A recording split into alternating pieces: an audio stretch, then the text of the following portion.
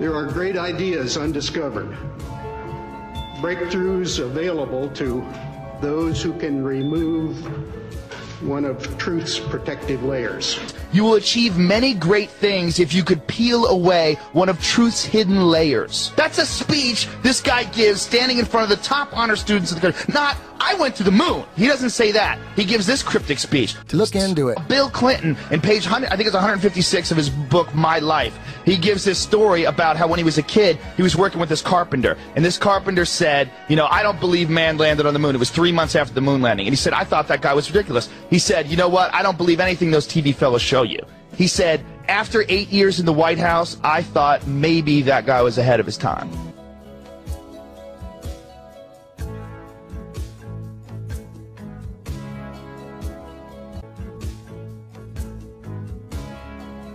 A magic trick? No. Just the help of a wireman. 99, proceeded, 3, 2, 1, ignition. Right away, Houston. Vector grid. Ag thought. With the exception of the manned lunar flights of the Apollo program, all human spaceflights have taken place in LEO or were suborbital. Some of the video that Sebro has of them faking the distance between the Earth and the Moon when they're shooting the Moon, or the Earth rather, through a circular window in the lunar module. There's so much fraud when you look into it. Astronomy I don't doesn't trust come shit. Look into it. Early in the next decade, a set of crewed flights will test and prove the systems required for exploration beyond low Earth orbit. You can see on the back of his shirt a couple of upticks on either side where you would expect wires to come in on either side of that harness. The solar system. It's the next big step for NASA in exploration. Called the Orion Multipurpose Crew Vehicle, or MPCV, this next-generation spacecraft will enable America to explore beyond low Earth orbit. Absolutely. I am very convinced this is going to happen in my lifetime. I think it's incredibly exciting where SpaceX is going, where NASA is going, where all of the commercial crew efforts are going. We're really looking to maintain station as an orbiting laboratory, but we're also really pushing the boundaries in terms of where we're going forward with exploration. I think humans are naturally driven to do this, and this is really the beginning, I think, of human beings leaving low Earth orbit. They're often portraying that this is live. Of course, these things are fully choreographed and edited in advance to make sure that there's nothing too obvious that you can see that gives away that this is a suspension in front of a blue screen hoax. Why do you think the moon landing is real? Why don't you tell me why? I saw it on television. Oh, you're a genius. Oh, beep that. Hit Okay, that. we'll bleep it. We'll bleep it. No, it's okay. We got That's genius. You saw it on TV? That's awesome. I'm going to show you some CGI. I'm going to show you King Kong. I saw that on TV, too. There's an 80-foot gorilla. He's running around kidnapping white chicks. How do you replicate microgravity here on Earth? NASA Glenn has been conducting microgravity experiments since the 1960s in drop towers like this. These facilities rely on free fall of the experiment to produce a microgravity environment. Here, NASA can test experiments in a reduced gravity environment, similar to orbiting in space. The kinds of technologies that we're testing out on space station are definitely helping us with our goals of going beyond low Earth orbit. People think the Earth and the Moon look like this, when in reality, they look like this. So it's that microgravity or micro-G condition of free fall that station exhibits. We can do the same thing with aircraft. The maneuver takes us approximately 8,000 to 9,000 vertical feet. We're going to climb at 45 to 52 degrees nose high. At near maximum airspeed. The parabolic, the top parabola, it prescribes a ballistic trajectory, a nice arc. There's no net G, so you get the free fall micro G. And it will be able to launch the Orion capsule with humans on board, as well as landers or other components to destinations beyond Earth orbit. Right now, we only can fly in Earth orbit. The faking of spacewalks in a swimming pool. In this vid, you catch a glimpse of someone wearing a scuba tank. In 2013, a gallon of water leaked into one of their spacesuits in a matter of seconds. NASA doesn't really have a proper explanation for how on earth this could have happened.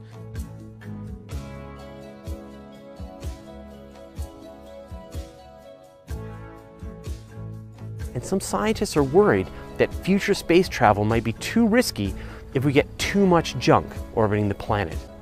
We might seal ourselves inside a shield of shrieking metal moving at 29,000 kilometers per hour. Evidence, or I look at the fact that we haven't been back since 1972, when I look at the fact that no humans except the Apollo astronauts have ever gone through the Van Allen radiation belt, the fact that no one's even done a flyby around the moon since then, it seems weird to me. When I look at the press conference and I see Buzz Aldrin and Neil Armstrong and Michael Collins nervous and weird and obviously like being deceptive after they came back. From Mark Cameron. This is from Mark Cameron. Whilst in space, have you ever looked away from Earth into the black void? Yeah. All because the you can time. see. Because you can see the stars. Oh yeah. You know, and pretty much all the time you can see the stars. We were never able to see stars from the lunar surface or on the daylight side of the moon. The sky is a deep black when viewed from the moon. And the cool thing is about it, you can see it during the day. The sunlight washes out all the starlight, so you can't see any stars, just like here on Earth. Yeah, you can, and there's more than stars. You can see planets. You can see moons. You see the gas Magellan clouds of the you Milky Way see galaxy. the Magellan. Pretty much all the time you can see the stars. Then when you look out into deep space away from the sun, it's the darkest black you can imagine. And the most frightening darkness that you could ever imagine. Pretty much all the time you can see the stars. The sky, of course, was black, but it had sort of a velvet sheen to it. The biggest visual surprise was just how black the sky was. You have a brilliant sun, brighter than any sun you normally would see, even here in New Mexico. You have these extraordinarily high mountains. We were in a valley deeper than the Grand Canyon. But then you have this black sky, a sky blacker than black, as the old Vidicon expression used to be. There's all the stars there, and the cool thing is about it, you can see it during the day. I've often tried to explain the difference between darkness, when you turn out the lights and it's dark in here, or blackness. Blackness is the endlessness of it all. It's hard to comprehend. But it would be harder. See, people think it was actually hard to get to the moon. Yes, it was hard, certainly, but it would have been way harder to hoax it. Yes, today. But hoaxing things back then was really sort of the way they did it. I mean, that's how they got into the Gulf of Tonkin. That's you fake news stories. You know, yeah, there was a lot of fakery going on back then. You're faking news. It was the height of the Cold War. And there was a lot of reasons why I thought some fuckery was afoot. Anything is scientific. You should be able to question it, and someone would give you an answer. But there's a bit of emotion and attachment and pride with certain historical accomplishments, like one of them being the moon landing. It went beyond science. It was a cultural achievement. Since the moon has no atmosphere, then a daytime picture, if you're there in the daytime of the moon, you see a full night sky of stars, even with the sun in the sky as well. You don't see stars in the daytime on Earth, not because they're not there, but because the atmosphere is aglow with scattered light from the sun. If you take away the atmosphere, the sun will still be there, but the sky goes dark. Well, they lied about this, and we know they lied about that. They lie about things all the government the time. lies all the Jessica time. Lynch and But the government have to lie as well as 10,000 scientists and engineers. I mean, think about this. Just think about this. We knew more.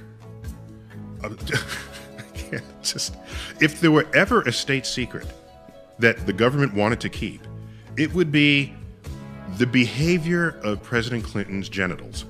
But that's the other problem. They don't have the telemetry data from the Apollo 11. Isn't that like the most important data? Isn't that like the most important thing? A huge technological achievement. They landed a man on the moon, brought him back, and they're missing the telemetry data? 14,000 something reels? No. Hey, where did you get this information? Jamie. Where'd you get it? Where'd I get what? This information. Where is this coming from? This is coming off the internet. Exactly. Figuring out how we're being bullshitted is very. But that's I'm obsessed with it. How are they bullshitting us? I love that. See, I like that. I love that. I like that Eddie's like I don't this. like I just think you need people like this. Like he loves it. Like he loves it. I think this is how crazy I am. I think we're being lied to about fucking everything.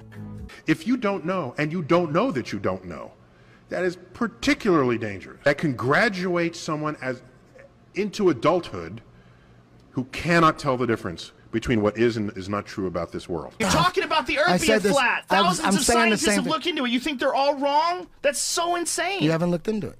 Your images of Earth are paintings. They're CGI. It's not proof. There's still no real time, video, or film of your Earth as a ball. Looks CGI to me.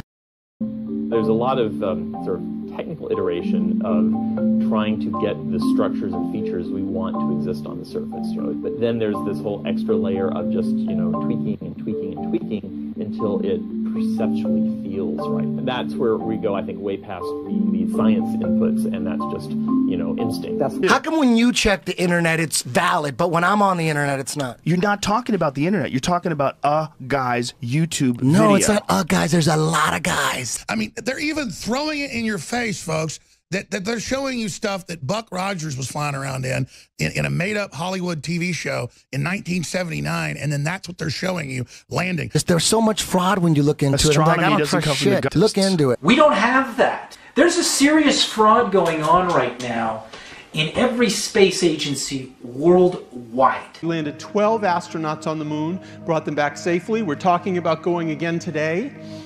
And what NASA will admit, if you probe a little bit, is that we've lost much of the knowledge from the original Apollo missions. In fact, we could not go to the moon today if we had to. Specifically, we've lost the knowledge of how to build the Saturn V rocket. The engineers who built that rocket were retired out of NASA in the 90s, and we've lost the blueprints. No kidding. I'd go to the moon in a nanosecond. The problem is we don't have the technology to do that anymore. We used to, but we destroyed that technology, and it's a painful process to build it back again. Turn off the TV, stop believing CGI, and ask yourself, how come we can't see the Earth in its total global form, as purported allegedly, through scientists, pundits, experts, for centuries? I guess this is a photo of the Hubble telescope taking a picture of itself. Unbelievable. Trouble in space this morning as the International Space Crew attempted a spacewalk outside the station. Here's a live look at the astronauts. Well, I don't believe that's... Yeah. Now, why would they lie? Oh, I don't know. How about $18 billion annually? If NASA gets to steal $18 billion from their taxpayers, well, even if you don't believe anything else I've told you, the bottom line could be they stole your money for a fake trip to the moon. They stole your money for a fake rover on Mars. They stole your money to show you CGI and cartoon pictures of the globe. $18.4 billion annually? That might be another reason to lie. Earth's true orientation as a flat circular plane is clearly depicted on the United Nations banner as the seat of world government. And just another look here as well when it comes to the UN logo, which of course is basically the flat Earth model. And this is from NASA's official website. And this one page, spot the station, of course referring to the so-called International Space Station, which of course does not exist. Let's take a look here. And what do you see? As a form of mockery, they have the flat Earth model on their website. Joshua Nowicki created a sensation when he was able to snap a picture of the Chicago skyline from the shores opposite of Lake Michigan, near 60 miles away. A Chicago weatherman explained it away as a mirage due to fraction. This photo, Grandmere State Park, this is from Joshua Nowicki, and what you're seeing here is a mirage. We typically would not be able to see this from the Lake Michigan shore. We talked about this last night. Conditions are right on the lake, that we're actually seeing a mirage of the Chicago skyline. Here's what's happening. This is a good example of a superior mirage. So Joshua was on the Lake Michigan shore. He was looking towards the west, and Chicago's beyond the horizon. Should not be able to see it. However, with the right conditions, we have an inversion. We have cold air near the cold lake water and some relatively warmer air above it. This will bend the image of that skyline back towards the viewer. And so typically we would not be able to see this. This image would be viewable from much, much higher. This boast was proven false this past summer by our brother Rob Skiba and Rem Hummer when filming the city from the same side of the shore of Lake Michigan that Joshua took his picture. They rode out to the city by boat, proving that one could see it from such distance and that it was not a mirage. The Chicago skyline, like Lady Liberty, should have been some 2,072 feet below the horizon. Many of you here looking into this issue have, like me, concluded that there is no movement to the earth, nor is there any curvature. It only took me one day of serious examination into this topic to come away with not only this discernment, but knowledge that NASA cannot be trusted and that the moon landings are fictitious. I'd go to the moon in a nanosecond. The problem is we don't have the technology to do that anymore. We used to, but we destroyed that technology, and it's a painful process to build it back again. Those of you here that have concluded the same know without a doubt that no matter what one thinks about the shape of the Earth, I'm not saying it's round, I'm not saying it's flat. It is in no way orbiting the sun, as the heliocentrists claim. The Earth is in no way orbiting the sun at a velocity of 1,037 miles an hour. This rate of speed exceeds the speed of sound, and even bullets fired from a .22 caliber or .45 caliber pistol. Think about that for a moment. Science affirms that the Earth is moving faster than the speed of sound or bullets shot from a gun.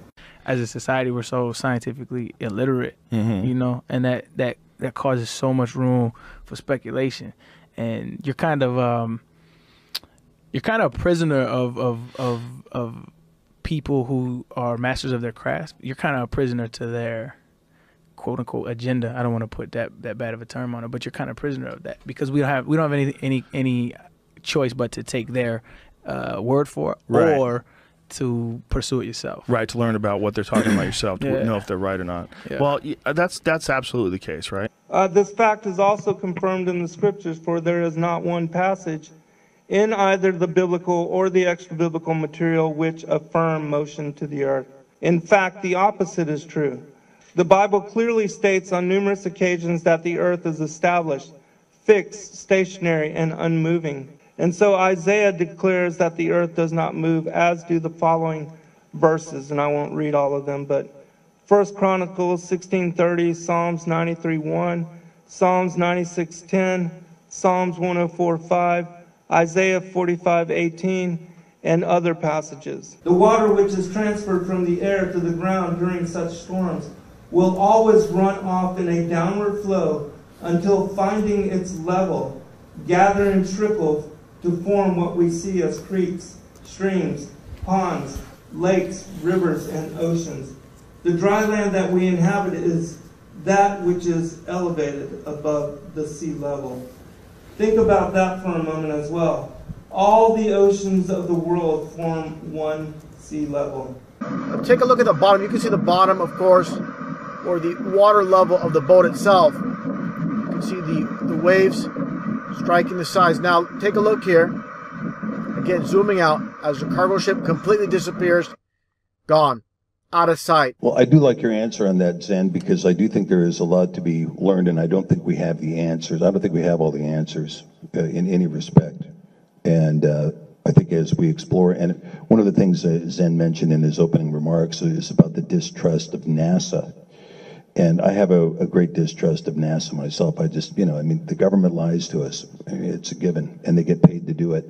And now it's really nothing but disinformation. So it's a huge problem. I want to congratulate the Flat Earth people for taking the time to make what we in the legal business call a collateral challenge on existing knowledge. If you're really concerned about truth, you've got to check an ego at the door, okay? You do not know everything. A lot of you think you do, but you don't. I certainly don't. Through your school system, through your education that you're so proud of, that builds your whole ego, your whole value in life, It's impossible for you to discard it and admit you were deceived. Let me tell you something. You've been deceived. It's not your fault. You can let go of your ego. Nobody's going to laugh at you except other people that can't let go of their ego. But the one thing they fear is 300 million people in the United States coming together on one topic and saying, this makes no sense. We need answers. Why is the flat earth so important? Because it shows the deception. There are enough reasonable questions to create reasonable suspicion that we've been lied to. They can't afford to keep being asked. Whether the earth actually turned out to be diamond-shaped, cross-shaped, pear-shaped, there's enough to see that it's not what we've been told. And once that is revealed, everything these governments have done becomes illegitimate. That is why it matters. And that is why they will do anything they can to keep us fighting, keep us distracted, keep us at odds against each other, just like the entire world. Government that truly has your best interest, your freedom at heart? Or does it sound like a government that wants to keep you constantly busy on paying attention to anything but what they're doing? And this truth movement is no different. Because as soon as the topic starts going where everybody could actually make a stand and say, hey, wait a minute, this needs to be answered. This is a big one. And I don't care what anybody says, the flat earth, the shape of the earth, is the biggest conspiracy and has been used to manipulate, deceive, and control us all. Flat earth is not a psyop. Flat earth destroys the psyop. Every psyop that's been used to control us for as long as they've known about it. So this system has been in power and control for hundreds of years, ever since they convinced the rest of the world that they didn't know where they live, and created this fantastical scenario to make people feel insignificant and to follow those that appear to know better, that are just better liars, deceivers, that have no conscience, and will do everything and anything to everybody and anybody they can to keep that power. Because people are waking up. And no matter how much they try to suppress this flat earth movement, oh, it's gonna keep moving one way or another. You can see it. People are waking up. It's preposterous that the Defense Department doesn't know what's happened to this money. But hold on a second. I don't see where the money is. All right, let's get serious here. A member of the Atlanta City Council called me right after my legendary remarks, and he said, Cynthia, you know, once you become an elected official, you get the keys to the file cabinet, and they will even allow you to look inside the file cabinet. But Cynthia, you're not supposed to tell what's in it. Well, I told what was in it because I thought it was the right of the American people to know. And that's what members of Congress ought to do. There's that side, there's the elite that don't want this out, and then there's people trying to get the truth out. So the elite have the control of the media. So how are you going to, they have paid shills. If you don't have paid shills online, strategically pushing the agenda, come on. Okay. They're all over the internet. Jamie? We are charged with stewardship over the people's money and the people's values. And the way the money is spent and the policies that are promoted ought to reflect the people's values. And when they deviate, it's up to us to blow the whistle, to sound the alarm, and to tell the truth. Its own auditors admit the military cannot account for 25% of what it already spends. According to some estimates, we cannot track $2.3 trillion in transactions. You don't see the tax scam? Rumsfeld promised change, but the next day, the world changed. Come on, man, that's hilarious. So you say all of them are bad? How can you see how I can't trust shit? At the time, there's and it's a reason okay. to You know do what? it. But we at got the time, new there's people. a reason to do it. We got new people now. It is amazing to me that the Secretary of Defense, Donald Rumsfeld, can come before the House Armed Services Committee, on which I serve, and basically admit, yes, we can't find $2.3 trillion, but America can afford it.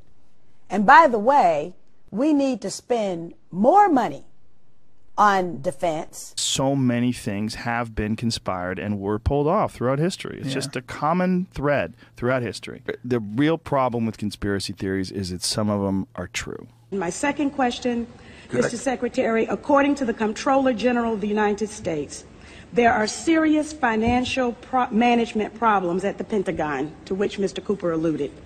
Fiscal year 1999, 2.3 trillion missing. Fiscal year 2000, 1.1 trillion missing. And DOD is the #1 reason why the government can't balance its checkbook. The second question,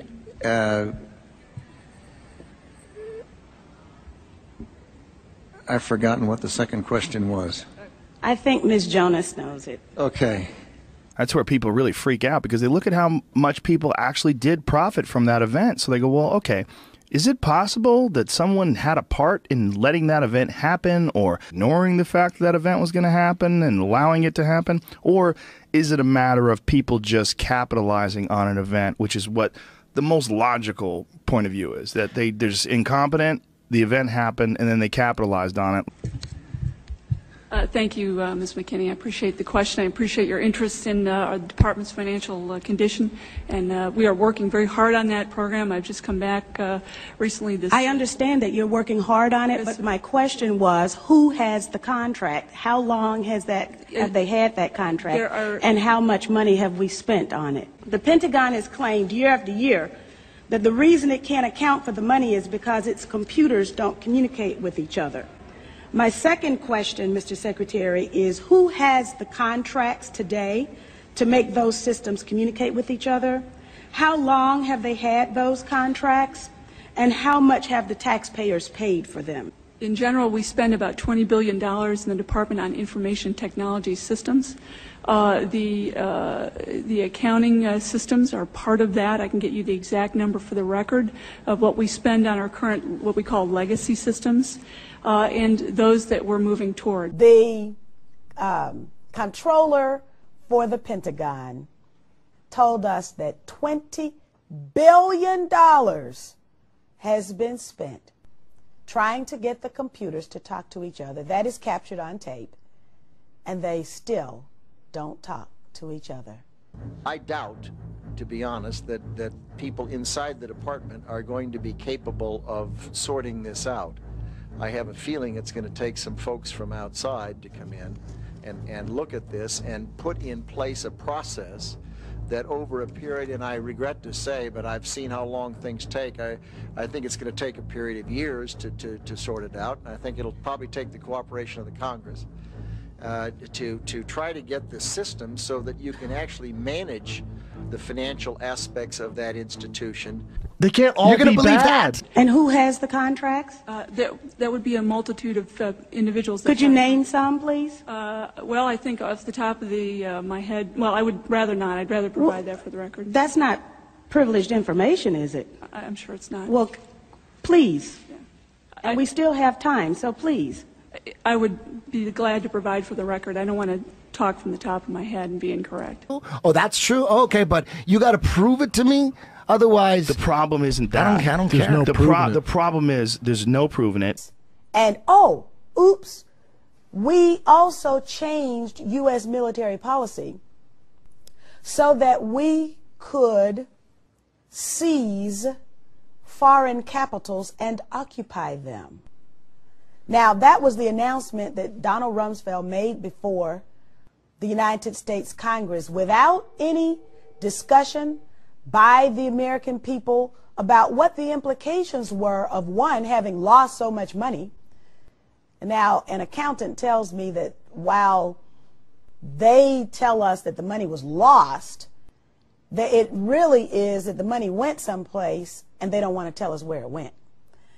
So we've got that situation, and then we've got a vast change in the U.S. military posture, and that will allow our military to go into foreign lands, seize their capitals, and then occupy them without one whit of national discussion about what that means. I voted no against all of the preliminary steps that were brought before the Congress to sanction the war against Iraq.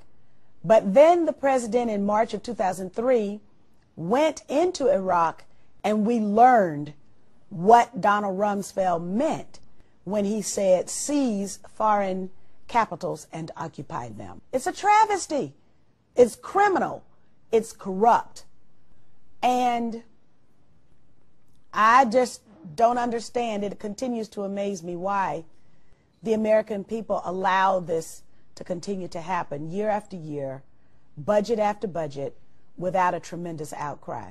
He did that basically because he was involved in the cover-up to look like he was going to investigate it. Once he got into power, he covered the whole thing up, and it was $5+ trillion by the time they had the last hearing 5 years ago on it. I don't know what it is now. $5 trillion plus missing, and the media is talking about $8.7 billion missing today. No, it's over $5 trillion and growing. I don't know what the new numbers are, because now it's not even looked at. And in Congress, they say, where's the money? And they go, we're not going to tell you. Well, where's the $5 trillion? We're not going to tell you. That's just the end of it. You understand, slave? See, the government is above the law, and the corporations that feed from the trough are above the law. But you, the average citizen, they're passing new laws all the time to make normal behavior illegal so they can get you into their system. And in the rush to fund the war on terrorism, the war on waste seems to have been forgotten. My 03 budget calls for more than $48 billion in new defense spending. On the good side, we got a fucking nice chance to go to Iraq here. There's big money there's in so much money in reconstruction, big money in weaponry, big money in oil drilling. There's big money in all of that stuff. Everybody's got their hand in the pie. $2.3 trillion with a T. That's $8,000 for every man, woman, and child in America. You could go on and on and on and on with 9/11. The whole thing is a black hole of lies. No one can force Mother Nature to open up and share, or can we? HAARP is one of several ELF wave transmitters located all over the globe. The United States owns and operates 3 of them. One in Gacona, Alaska, another in Fairbanks, Alaska, and one in Arecibo, Puerto Rico. Russia has one in Vasilursky near Nizhny Novgorod, and the European Union has one near Tromsø in Norway. Working in tandem, these transmitters could potentially alter the weather anywhere in the world, triggering massive rainstorms or droughts. Even hurricane steering would be possible by heating up the atmosphere and building up high-pressure domes that could deflect or change the course of hurricanes. The U.S. government is firm in its position that HAARP is just an atmospheric research facility. But is it more than coincidence that since going online, some experts have reported strange weather anomalies? Katrina, Sandy, more and more catastrophic weather has been punishing people across the globe.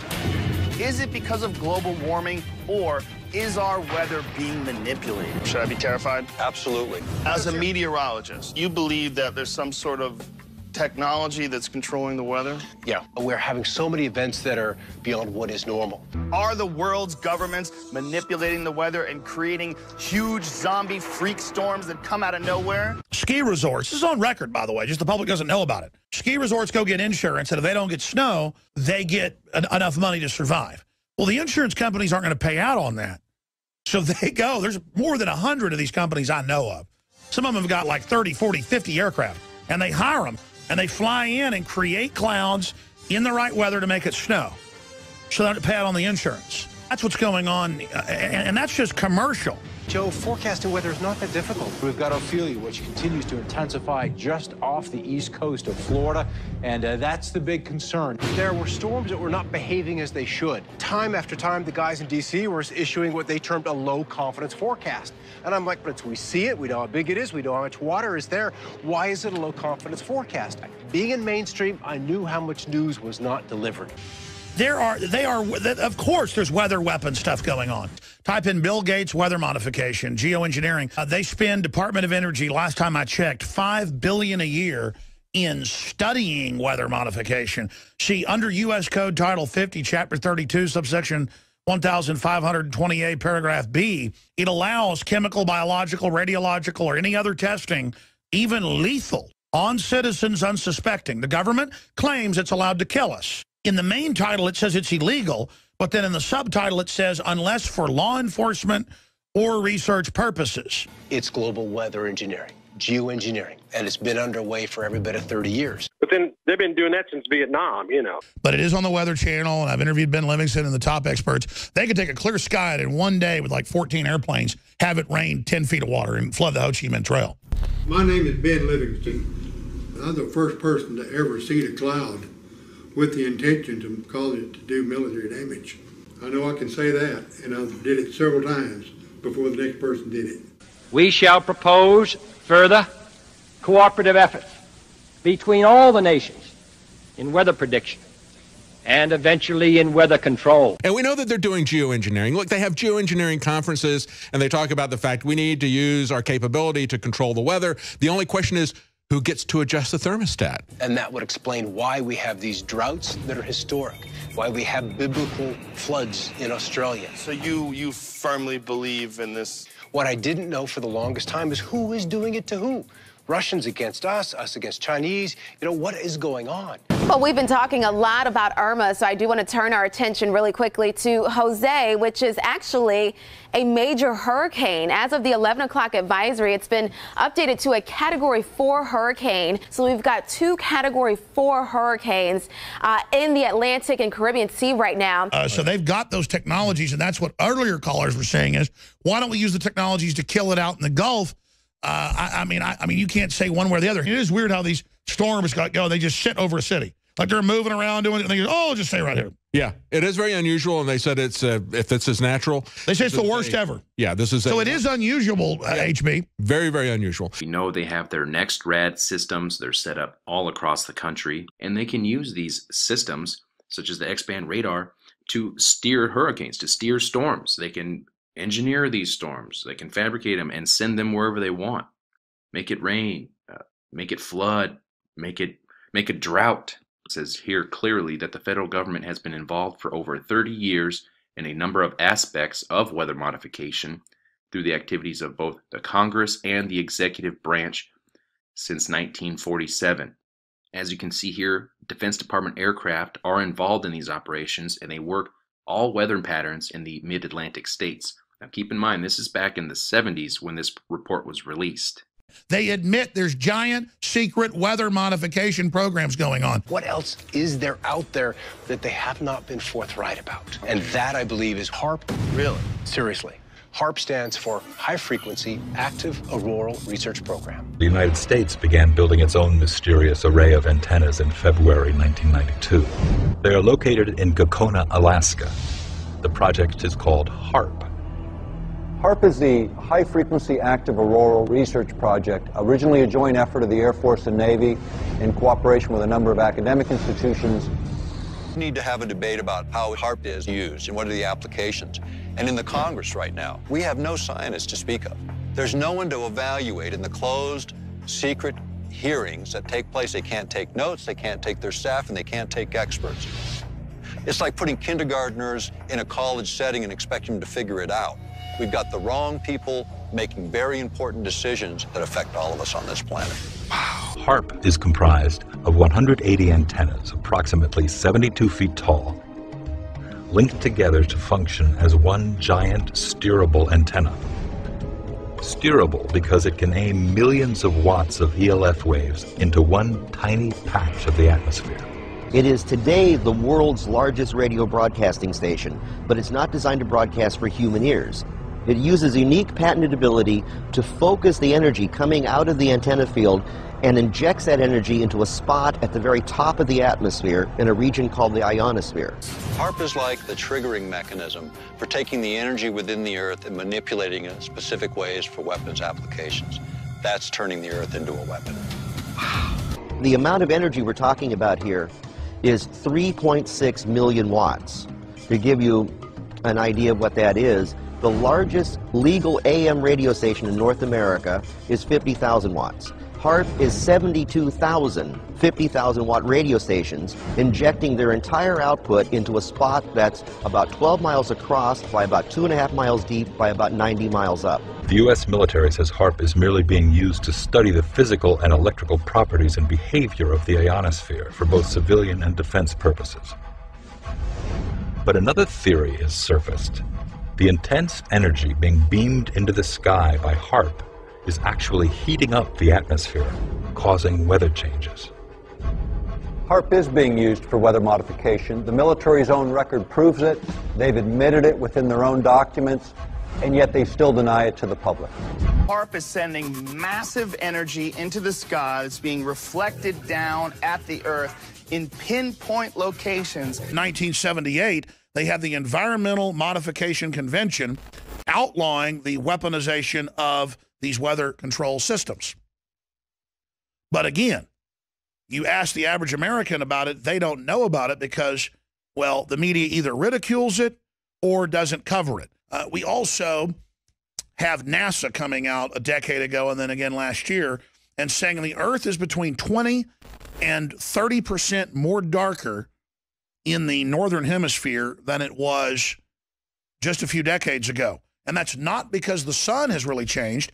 It's because, as satellite images show, the condensation trails from jet aircraft are so numerous that they're blocking out the sun. But they're not just ice crystals. He said Bilderberg Group didn't exist. Now they admit it exists.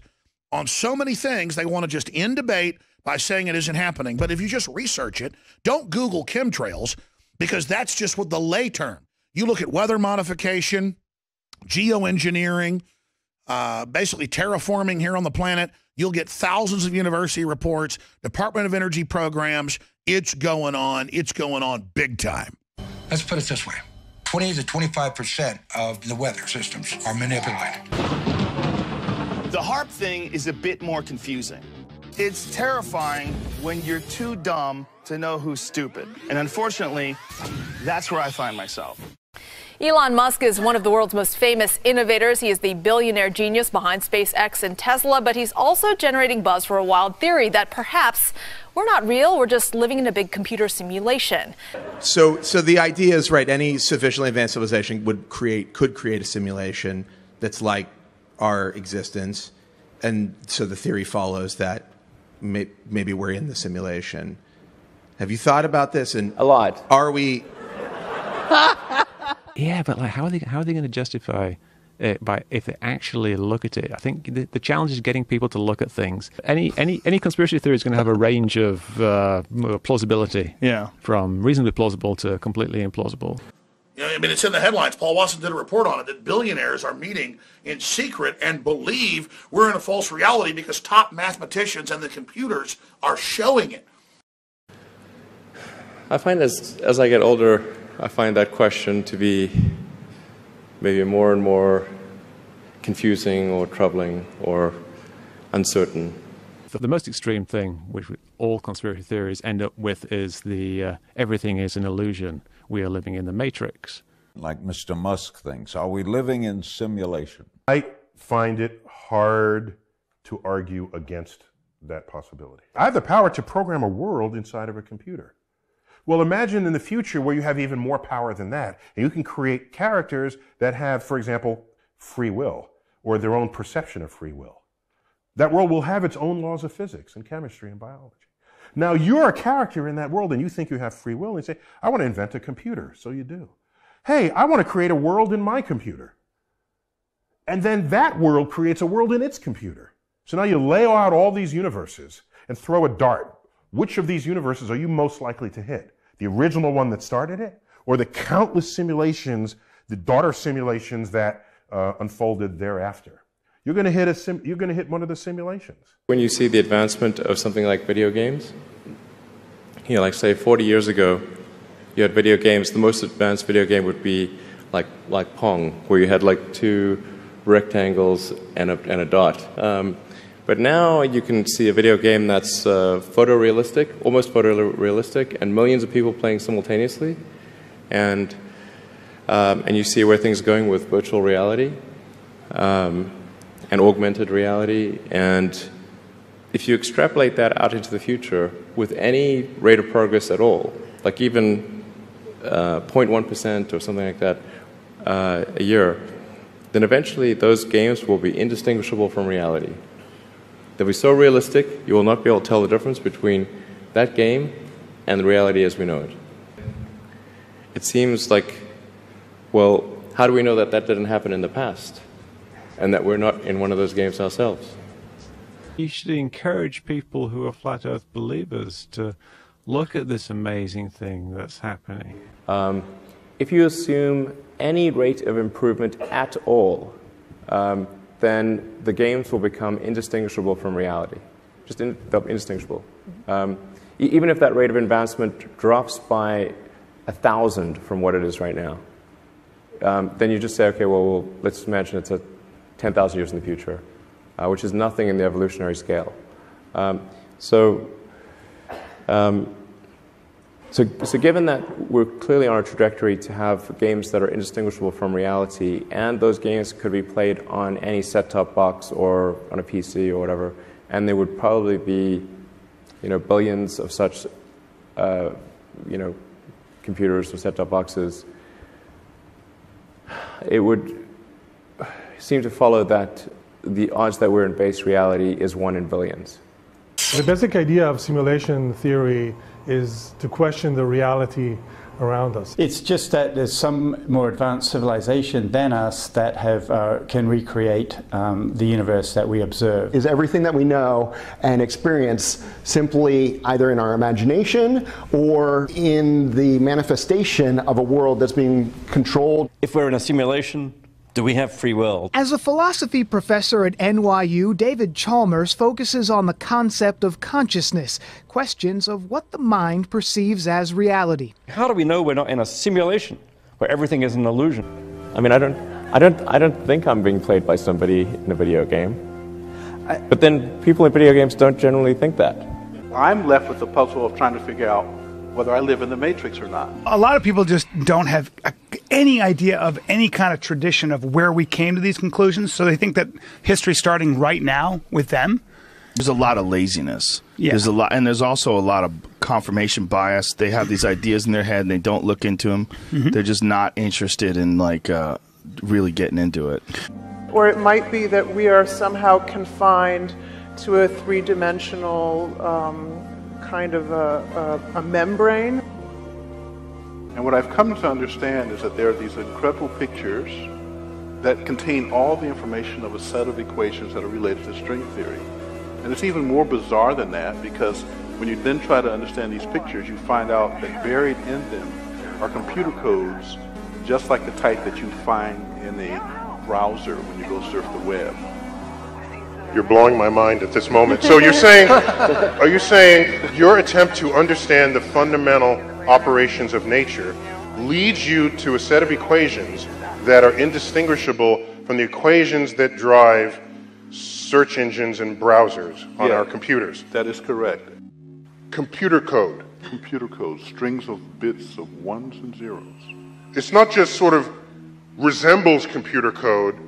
You're saying it is computer code.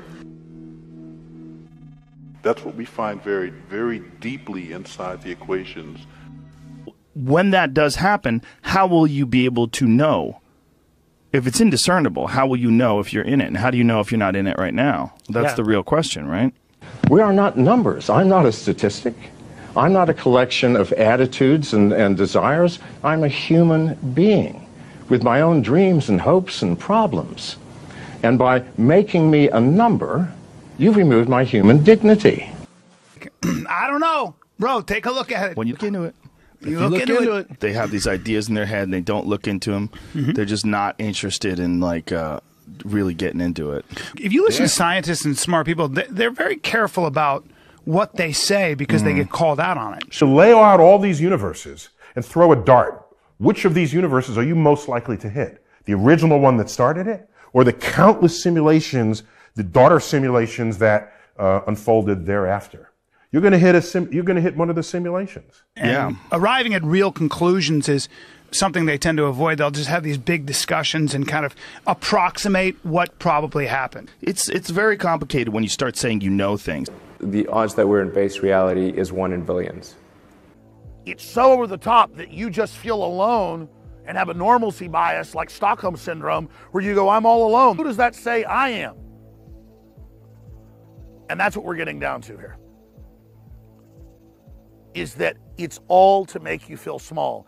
And I'm not saying be on some power trip, but I'm saying reality, the universe, basic truth, nature around us, the stars at night, that's all trillions of times bigger than CNN, Fox News, MSNBC, Pentagon propaganda, the globalist. And we simply have to decide that in our innate ancestral instincts and our spirit and everything God gave us and our own life experiences, we're going to set out to discover what the truth is, and that we're going to reach out, not with all the truth, because none of us have all the answers, but with the bits we figured out with others.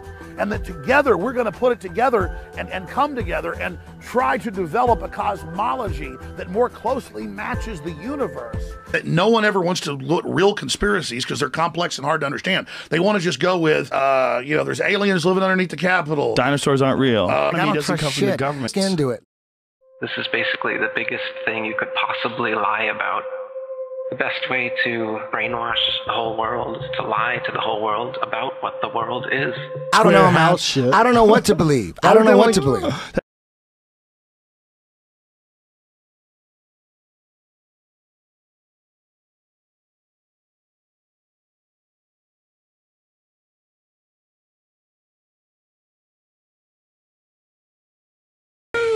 Die, not us. Okay. So the station made you push Y2K.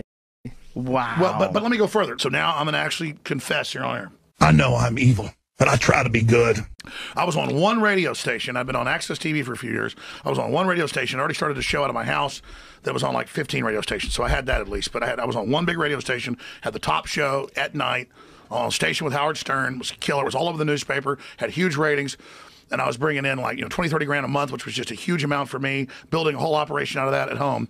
And they come to the sales guys and they go, look, for a year, you've not been behind Y2K and you're not letting us have all these big sponsors. And you're going to basically be fired if you don't let us endorse these sponsors and have them on air and say you believe in Y2K. Hold on a second. So these sponsors were like doomsday stuff, like canned food and shit, and bunkers and everything else. So Jesus I already Christ. believe in food So they and stuff gotta in push case there's a problem. Y2K. But You let gotta me push tell you what that happened. Let me tell you what happened. Y2K means. But the station wants to make all this money. 500K. Okay? So the station made you push Y2K. Wow. Well, but let me go further. He's crazy and he makes ridiculous amounts of money. Super male. My weight loss accelerated. My muscle mass increased.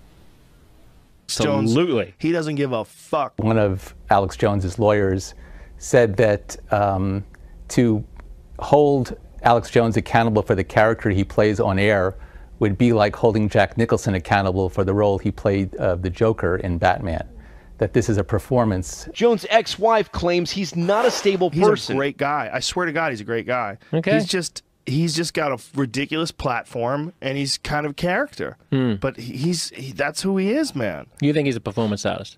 I think there is a part of what he does that is most certainly theater. Hey, listen, I'm here to warn people. You keep telling me to shut up. This isn't a game. It's so over the top that you just feel alone and have a normalcy bias like Stockholm Syndrome where you go, I'm all alone. This lie's ridiculous. Why is everyone going along with it? I better go along with it because who does that say I am? And that's what we're getting down to here. Is that it's all to make you feel small. And I'm not saying be on some power trip, but I'm saying reality, the universe, basic truth, nature around us, the stars at night, that's all trillions of times bigger than CNN, Fox News, MSNBC, Pentagon propaganda, the globalist. And we simply have to decide that in our innate ancestral instincts and our spirit and everything God gave us and our own life experiences, we're going to set out to discover what the truth is, and then we're going to reach out, not with all the truth, because none of us have all the answers, but with the bits we figured out with others. And that together, we're going to put it together and come together and try to develop a cosmology that more closely matches the universe and that is based on truth. I'm going to play this Hillary clip where she said that I say 9/11 is an inside job. What I said was the Saudi Arabians, the globalists, are basically funding radical. They're letting these attacks take place. They're using that to take our rights. That was in the news at the time. And translate that over that I'm saying George Bush had a plunger like Wile E. Coyote blowing the building up. 9/11 was an inside job! 9/11 was an inside job! 9/11 was an inside job! 9/11 was an inside job! 9/11 was an inside job! 9/11 was an inside job! You think Alex Jones is part of the establishment? Absolutely. Absolutely. I don't believe the earth is flat, but if the mainstream media started saying it was round, I might question them. When you are so captured by the fraud that it's heresy to even doubt the world you're in and even question what the mainstream system is saying, because then you're a conspiracy theorist heretic. Sure, he says a lot of great stuff. I mean, I was an Alex Jones fan, and I agree with 80% maybe of the things that he says. But it's the 20% that not only does he not get into, but he purposely covers up. He will shut off your phone call. He will take down your video. And when you talk about flat Earth, and, oh, that's a fake phone call. Cut him off. It's a flat Earth. Yeah, and now that we have a U.S. Navy missile instructor and many other experts confirming that the Earth is a flat and motionless plane, you're being sarcastic. That's a prank call.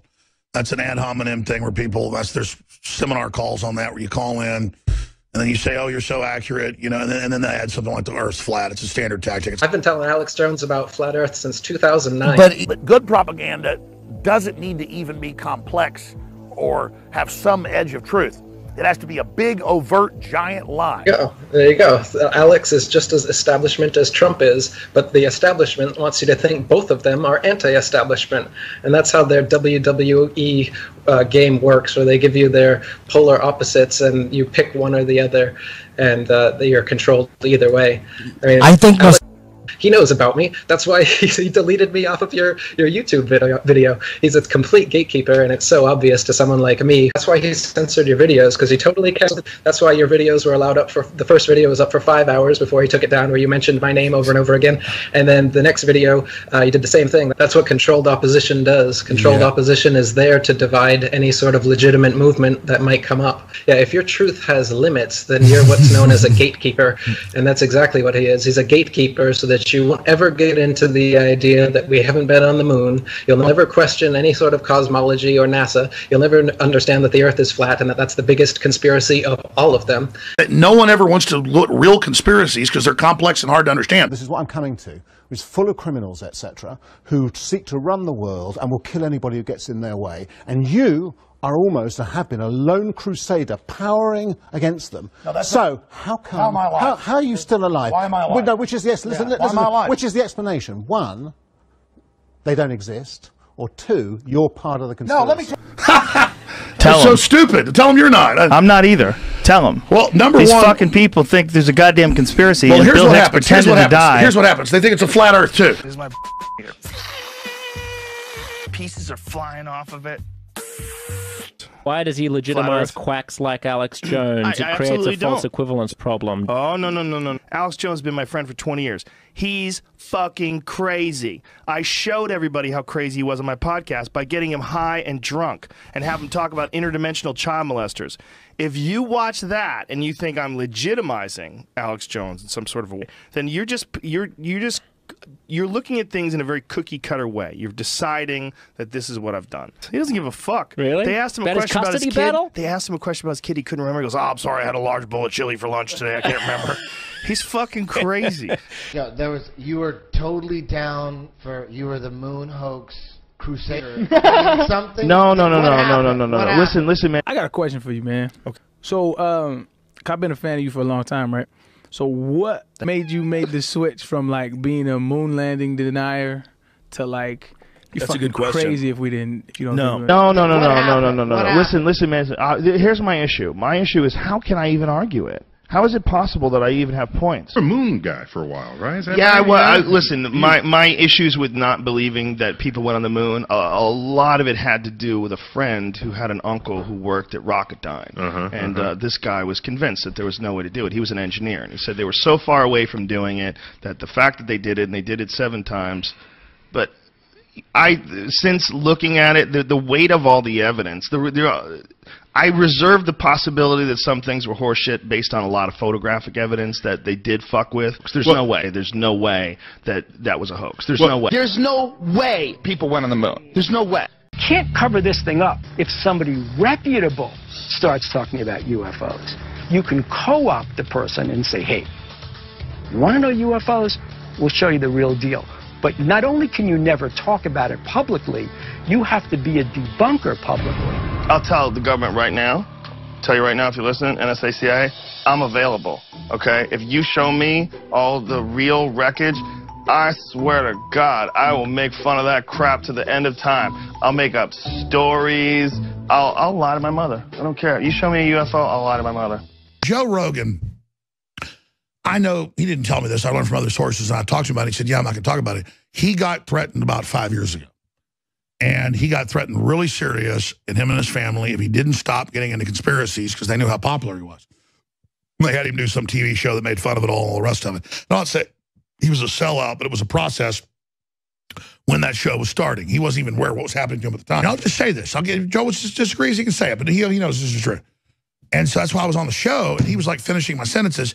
Joe knows as much as this as I do. He learned about all this. He talked about it, and they dropped by and they said, you know, you want what you're doing, your family, shut your mouth. That's the government trying to control me. They can't handle the truth. You don't think the moon landing is real? No, I don't. No. Do you? Yeah. Why do you think the moon landing is real? Why don't you tell me why? I saw it on television. Oh, you're a genius. Oh, beep that. Hit that. We'll bleep it. We'll bleep it. No, it's okay. We got That's genius. You saw it on TV? That's awesome. I'm going to show you some CGI. I'm going to show you King Kong. I saw that on TV, too. There's an 80-foot gorilla. He's running around kidnapping white chicks. So you think we went to the moon? That's not what I asked you. I said, how much did you look into that? Do you think we went to the moon? Eddie, answer my fucking How come question. You don't answer my question? Talk ridiculous. See, because you're you talk to in circles. Okay. You're talking in circles. I am? They're ridiculous conversations. Absolutely. I don't know enough about astrophysics, about space travel, about the science that's, you know, the work that's been done, about how to get a rocket to the moon and back. I definitely don't know enough. Neil Tyson is working for the man. Here it is. If you look at, like, the fuel that was loaded up into the Saturn V rocket, you can calculate where that fuel could take that rocket. It's to the moon and back. So they're not going to the Piggly Wiggly, right? Yeah. But in the Saturn V. No. Really, nigga? And if you want to think the world is flat, go right ahead. So you spin, you know, when you spin pizza dough, it kind of flattens out. Yeah. It gets wider in the middle. And so Earth, throughout its life, even when it formed, it was spinning. And it got a little wider at the equator than it does at the poles. So it's not actually a sphere. It's oblate. And officially it's an oblate spheroid. That's what we call it. A little chubbier. A little chubbier. Yeah. Chubby's a good way. It's like pear-shaped. This guy right here says, no, it's pear-shaped. Then, of course, you got NASA pumping out pictures all the time as a perfectly spherical Earth. And you got the Bible saying, nah, don't, you live in a snow globe. So, which one is it? See, people think it was actually hard to get to the moon. Yes, it was hard, certainly, but it would have been way harder to hoax it. Yes, today. I'd go to the moon in a nanosecond. The problem is we don't have the technology to do that anymore. We used to, but we destroyed that technology, and it's a painful process to build it back again. Because that was the decade where we lost confidence in our government. Yeah. You know, that was where well, for good reason. Yeah. I mean, yeah. it was proven with Watergate, and it was proven, well, Yeah. it was, they Over didn't and even over. know about the Gulf of Tonkin incident. Over and back over, then. over and over, it was demonstrated. And the idea that they were able to do that in 1969, but haven't been able to repeat it since. It would have been easier to simply go to the moon than to fake all of that. That's my point. Extraordinary claims require extraordinary proof. Have you been paying attention to what's going on with Bill Nye? Scientists are all going after Bill Nye Bill now. Nye, the Weimar guy? What's Weimar? Weimar Germany was right before Hitler. He's not even a scientist. No, he's not a scientist. He's a con man.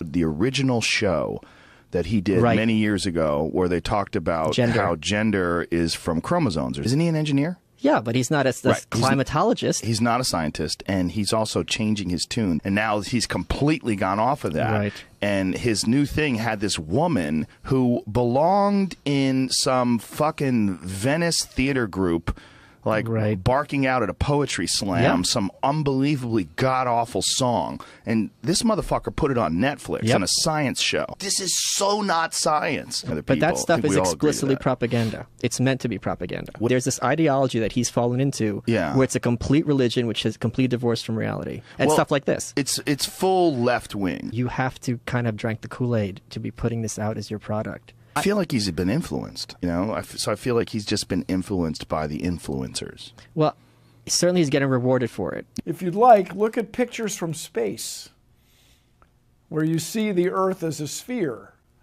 Those pictures are not fake. If you want to get into it, the Earth isn't quite a sphere. Scientists are wrong all the time. It is photoshopped, but it's has to be. It's a little bleh. Its spin is a little bleh, stretched it, made it slightly oblate. So, the process of testing claims, the world is flat, the world is round, is what we call science. The way we teach science is you're just some empty vessel and we pour the science into you and then you regurgitate it. Science is about stating a theory, then attempting to disprove it. You want people to disprove it because that makes your theory or hypothesis stronger. He doesn't want that. Why? Well, because he doesn't want the facts and the science out there, because then he might lose his show. Bill Nye, the science mascot for Botox reporters, scolded CNN for having an actual real physicist on the program to debate him. And I will say, much as I love the CNN, you're doing a disservice. It looks like a table or a board. Now, once in a while, you might see mountains or hills, but those are just like little bumps on what looks like a flat Earth. And this boat, well, it's like a boat. Anyway, watch as ships sail away. They don't disappear all at once. No, first, the bottom will disappear. See, the bottom of the ship is gone. Now we can see midway up, and then the whole thing disappears. If you have a claim that can't be tested, that's what we call pseudoscience. But Bill, there is no big glass dome over the Earth. How many of you believe your government is 100% honest and can be trustworthy? Ignition. Right away, Houston. Vector good. Ag side. Why do you believe what you believe? As a society, we're so scientifically illiterate, you know, and that causes so much room for speculation. And you're kind of a prisoner of people who are masters of their craft. You're kind of a prisoner to their quote unquote agenda. I don't want to put that bad of a term on it, but you're kind of a prisoner of that because we don't have any choice but to take their word for it. NASA has been proven to be liars time and time again. Trouble in space this morning as the International Space Crew attempted a spacewalk outside the station. Here's a live look at the astronauts. Well, I don't believe that's... Yeah. No. The statement, most secrets get out, for all you know, that's 100% of the secrets. It could be. Yeah, you're right. It's just a simple, untestable fact. 60 years ago, when the Russians beat us into space, we didn't deny Sputnik was up there. We didn't argue about the science or shrink our research and development budget. We built a space program almost overnight, and 12 years later, we were walking on the moon.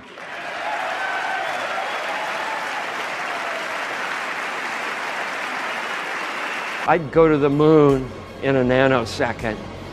The problem is we don't have the technology to do that anymore. We used to, but we destroyed that technology, and it's a painful process to build it back again. Doesn't that look like a guy who just got yanked up in the air? Look, check this out.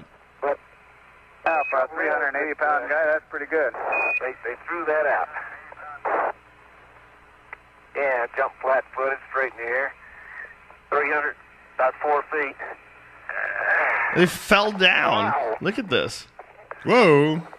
I mean, that ain't any fun, is it? What are they doing? These people that believe that no humans have ever done it before, because the only people that did it were the Apollo astronauts, and there's no one's been able to do it since. And every single space station flight, every space shuttle flight, all of them are within, what, 400 miles? Easily, yeah. I mean, space station is 2-something. Hubble is a little higher. The only times where human beings have ever been past that was the Apollo program. Mm-hmm. So for the conspiracy-minded, of course that comes up. Well, no, you can't survive in deep space. No one's ever done it except some people in the 60s, and no one believes that today. And the reason why you can't get out there is because of solar flares and radiation, all this jazz. So if they're right, then it would be easier to fake it. When people look at human beings that have actually been through, the last time someone did it was 1972. Right. That was the last time a human being has been more than 400 miles from the Earth's surface. That freaks people out. No, because every single technological achievement from 1969 is easier, cheaper, and faster to reproduce today.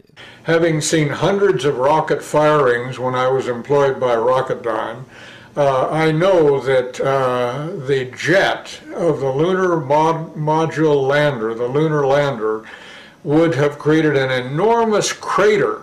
It would have scoured the moon's surface. It would have tossed up rocks, sand, everything, and created a crater maybe so large that the entire lunar lander could have sunk into it. After all, we're dealing with a 10,000-pound thrust engine, and yet, if you look at pictures of the lunar lander on the moon, there is no disturbance whatsoever under the lunar lander's rocket. And no dust deposited in the pads, the cup-shaped pads at the bottom. That's another good point. We want to get into it. The Earth isn't quite a sphere. Scientists are wrong all the time. It is photoshopped, but it's has to be. It's a little, its spin is a little stretched. It made it slightly oblate. It's a good way. It's like pear-shaped. Then, of course, you got NASA pumping out pictures all the time as a perfectly spherical Earth. Which one is it? Now, why would they lie? Oh, I don't know. How about $18 billion annually? If NASA gets to steal $18 billion from their taxpayers, well, even if you don't believe anything else I've told you, the bottom line could be they stole your money for a fake trip to the moon. They stole your money for a fake rover on Mars. They stole your money to show you CGI and cartoon pictures of the globe. $18.4 billion annually, that might be another reason to lie. But the thing about hoaxing things back then, the thing that was so compelling to me was that hoaxing things back then was really sort of the way they did it. I mean, that's how they got into the Gulf of Tonkin. That's you fake news stories. And then the fact that the rock that they had given to Holland turned out to be a piece of petrified wood. You know, there's a lot of weirdness to the moon landing conspiracy. If anything is scientific, you should be able to question it and someone would give you an answer. But there's a bit of emotion and attachment and pride with certain historical accomplishments, like one of them being the moon landing, that forbid people from actually questioning. Well, it went beyond science. First of all, I don't see where the money is. I don't see. Hold on a second. I don't see where the money is to have all these hoaxes. You don't see the tax scam with the rovers? No 1969, industry. They faked 6 moon missions. How am I supposed to believe anything from that? Those are not the same people. How? Even if that was true, those are not the same people, and Richard Nixon isn't alive anymore. So you just write them all off, though, Eddie? Just off that one exception? You got to prove it to me. I don't need to believe it. I don't need to believe it. It's not gonna. How's it gonna? I don't believe it. But if it's true, I don't give a shit. Okay, it's true. Oh, that's true. Okay, but you got to prove it to me. Otherwise, the problem isn't that. I don't care. The problem is there's no proving it. I guess this is a photo of the Hubble telescope taking a picture of itself. Unbelievable. They faked 6 moon missions. But that doesn't matter. These are not the same people. So because they're different time. people, they're not going to. I don't All understand over the that world, logic. Well, the logic is just because someone faked something one point in time before you were alive, doesn't mean that those same human beings have managed to download their brains into everybody that ever did that job for the rest of time, because they're not the same humans. Things are fully choreographed and edited in advance to make sure that there's nothing too obvious that you can see that gives away that this is a suspension in front of a blue screen hoax. The moon landing stopped in 1972 and we haven't been back. We haven't been beyond the Van Allen belts. Open to the fact that maybe they faked it, because now you're open to the fact that maybe they faked it. Maybe they did fake that, but you can't just lump. And I'm not even saying they did. That's the greatest achievement of mankind. But at the time, there's and it's a reason okay. to You know do what? it. But we at got the time, new there's people. a reason to do we got it. new people now. Come on, man, that's hilarious. So you're saying all of them are bad? How can you see how I can't trust shit from NASA? But it's they not fake that you, but do you so I understand should that trust it's not them that you can't trust shit? because maybe they you know, all those bad people have died and they're all old, and the new NASA, they're the good NASA. They can't all You're gonna be believe bad. that? What we were not reminding ourselves is that the only reason why we went to the moon is because we were at war with Russia, with the Soviet Union. That is the only reason at all. It was not a natural flow of what our technology would have done, because it didn't flow out of our economic creativity. It came out of our urge to not die. And so when you have that scenario, of course we didn't go past the moon after 1972. We were no longer competing with Russia to do that. I would argue that that's a nice, convenient thing to say, but the reality is we still kept up as far as other avenues of military, whether it's building better bombs or faster planes. Of course. And it was all about military superiority. Of course. Like, wouldn't we be the first to set up a base on the moon? We did. We got to the moon first. And then we said, we win. And so we have repainted that era in our memory as we are the pioneers, and we did it because we explore. No. This is basically the biggest thing you could possibly lie about. The best way to brainwash the whole world is to lie to the whole world about what the world is. They've stolen our mind from us and stuck us on a cartoon ball.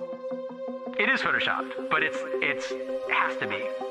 Everything in the sky revolves around us, just as it appears if you look up and use your own eyes, your own senses. The vanishing point of perspective from your point of view, which is what the horizon line is. It is not the curvature of the Earth, as you've been taught. Look into it.